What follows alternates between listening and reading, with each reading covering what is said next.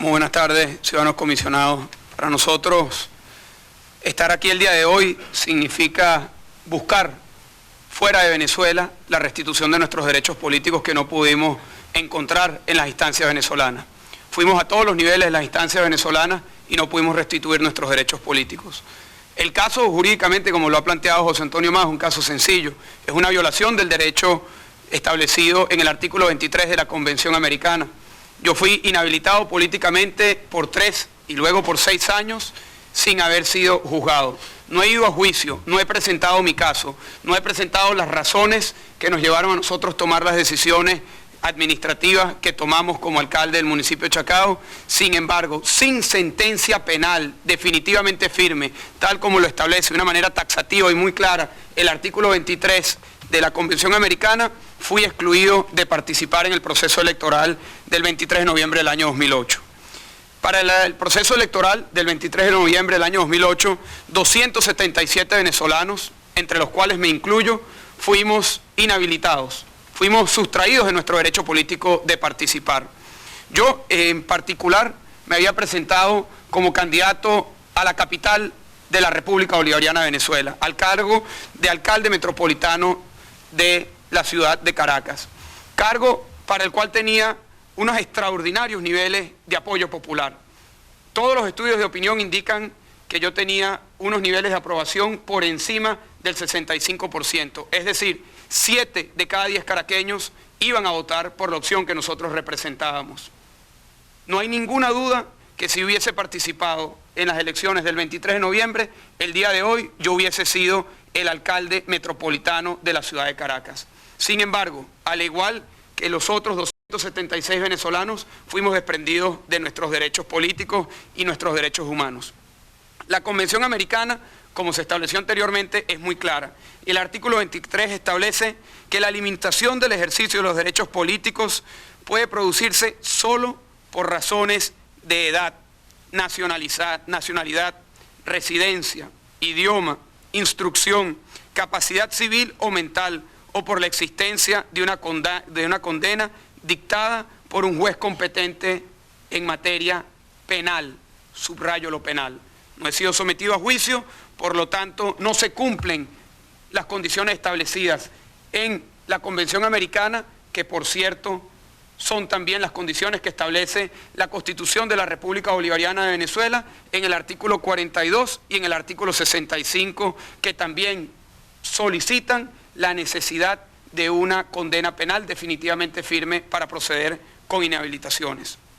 Si bien es cierto que ya mis derechos políticos fueron violentados para las elecciones del 23 de noviembre del año 2008, continúan siendo vigentes estas restricciones a mis derechos políticos. Al día de hoy, yo no puedo presentarme a ningún cargo de elección popular para las próximas elecciones, para las elecciones municipales que tendrán lugar el año 2010, para las elecciones parlamentarias que tendrán lugar en el año 2010, ni tampoco para las elecciones presidenciales que tendrán lugar para el año 2012, si no se levanta esta restricción de inhabilitación.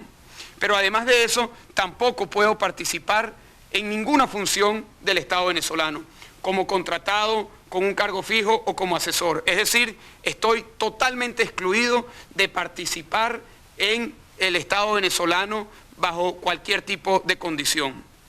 Las inhabilitaciones políticas en Venezuela representan claramente una discriminación.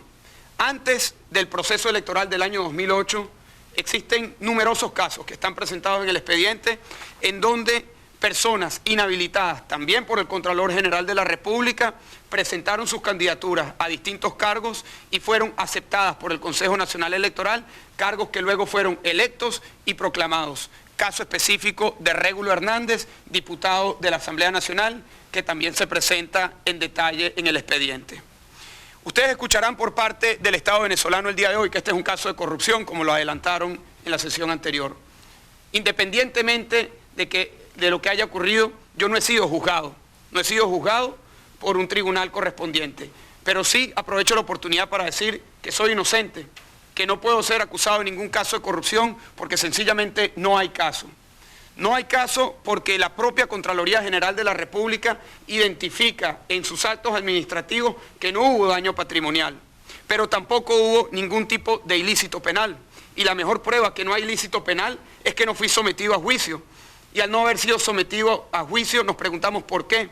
La razón, comisionados, es porque no hay caso. Pero también contextualizar lo que fue la gestión que nosotros adelantamos. Yo cerré la gestión como alcalde del municipio de Chacao luego de 8 años con el 95% de aprobación por parte de los habitantes del municipio. Cifra inédita, según lo han planteado los estudiosos de la opinión pública en Venezuela. Además de eso, la gestión que dirigí fue reconocida por organizaciones internacionales con premios importantes, como por ejemplo 2 premios en el año 2006 y en el año 2007 de haber sido reconocido como la alcaldía más transparente de todos los municipios en Venezuela por el organismo Transparencia Internacional. También fue reconocido como el 3er mejor alcalde del mundo por la organización City Mayor y World Mayor, una organización en donde se evaluaron distintas propuestas de alcaldes a nivel mundial y nosotros fuimos reconocidos como el 3er mejor municipio o mejor alcaldía del mundo. Además de eso, recibí un premio por innovación en tiempos de adversidad por una organización denominada Capitales del Futuro, premio que recibí honorablemente al lado de Stephen Hawking y de la primera dama de Finlandia, entre otros. El Estado venezolano puede decir que no se han violentado los derechos políticos porque fui a votar en las elecciones del 23 de noviembre del año 2008. De hecho, el Contralor General de la República el día de ayer, en una entrevista televisada, ridiculizando el caso y ridiculizando esta instancia, dijo que yo estaba en el pleno uso de mis derechos porque podía votar y porque podía casarme o inscribir una empresa o compañía. Sin embargo, la jurisprudencia de la Corte Interamericana es muy clara. En el caso Yatama contra el Estado de Nicaragua establece la necesidad de la vinculación simultánea y concurrente del voto pasivo y del voto activo. Es decir, el derecho al voto, el derecho a elegir, pero también el derecho a que los ciudadanos puedan postularse como candidatos. Ciudadanos comisionados, no solamente hay suficientes elementos jurídicos para determinar que hubo una violación clara a los derechos políticos y los derechos humanos con el caso de las inhabilitaciones, pero también este es un momento para hacer una reflexión sobre las implicaciones que tendría este caso sobre la democracia en mi país, en Venezuela, pero también en la región. Es un consenso en los estudiosos de la democracia, como Giovanni Sartori, Norberto Bobbio, Robert Dahl, David Held, Jürgen Habermas, que una de las condiciones que identifica un sistema democrático es la existencia de elecciones competitivas. Elecciones competitivas significa elecciones en igualdad de condiciones, elecciones en donde se permita una libre competencia de distintas alternativas, de distintas posiciones. Las inhabilitaciones no representan otra cosa que una herramienta para los que están en el uso del poder de sacar de la competencia electoral, del juego electoral, aquellas opciones que no representan los intereses del oficialismo. Es decir, se estaría anulando la existencia de elecciones competitivas, como también claramente lo establece el primer apartado del artículo 23 de la Convención Americana, en donde establece que todos los ciudadanos deben gozar de los siguientes derechos y oportunidades: de participar en la dirección de los asuntos públicos directamente o por medio de representantes libremente elegidos, de votar y ser elegidos en elecciones periódicas y auténticas, realizadas por sufragio universal e igual por voto secreto que garantice la libre expresión de la voluntad de los electores, y tener el acceso en condiciones generales de igualdad a las funciones públicas de su país. También el artículo 3 de la Carta Democrática Interamericana establece como una condición fundamental para un sistema democrático la celebración de elecciones periódicas, libres y justas, es decir, elecciones competitivas, elecciones en igualdad de condiciones. Las inhabilitaciones políticas afectan gravemente las elecciones competitivas. Si no pueden haber alternativas verdaderamente distintas y competitivas frente al gobierno, como es el caso de Venezuela, ¿cuál sería el futuro de la democracia en nuestro país? ¿No podría sentar este caso un gravísimo precedente para el resto de la región?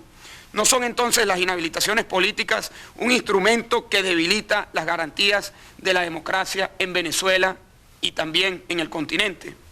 También es importante señalar que Venezuela es el único país de todo el continente que permite imponer sanciones administrativas que culminen en una inhabilitación política sin un proceso penal y una condena definitivamente firme. Para cerrar, este es un caso que involucra no solamente mis derechos, ni tampoco solamente los derechos de los 277 venezolanos que fuimos inhabilitados. Involucra también los derechos del futuro de cualquier candidato en Venezuela, pero también de los millones de venezolanos que fueron sustraídos de su derecho de votar por los candidatos de su preferencia en las últimas elecciones. Involucra entonces el futuro de los derechos políticos de la ciudadanía en el continente americano. Involucra el futuro de la democracia en la región. Por lo tanto, nuestro petitorio, ante los anteriormente expuestos, solicitamos que se adopte el informe al que hace referencia el artículo 50 de la Convención Americana y se declare: primero, la responsabilidad internacional del Estado por la violación de mis derechos humanos establecidos en el artículo 23.1, 23.2, 8.1, 8.4, 24 y 25 de la Convención Americana de Derechos Humanos. Que el Estado incumplió con su obligación de respetar y garantizar los derechos humanos reconocidos en la Convención Americana sobre los Derechos Humanos, según lo dispuesto en los artículos 1.1 y 2.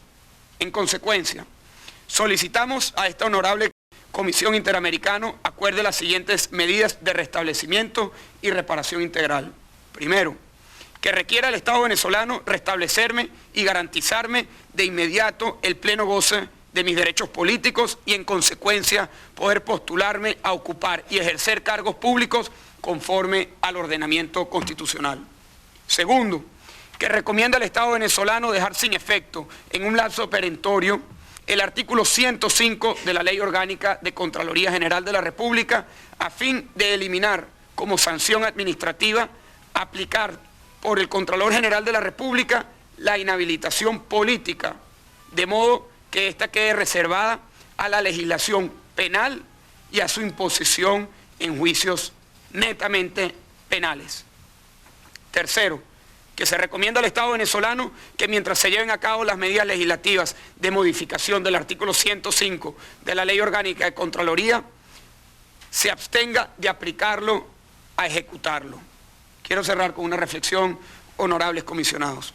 Imaginémonos por un instante el uso abusivo de las inhabilitaciones políticas como una herramienta para asegurarse la exclusión de cualquier adversario a los gobiernos de nuestra región. Eso es lo que está en juego con este caso. Muchas gracias, justicia e igualdad en derechos. Muchas gracias.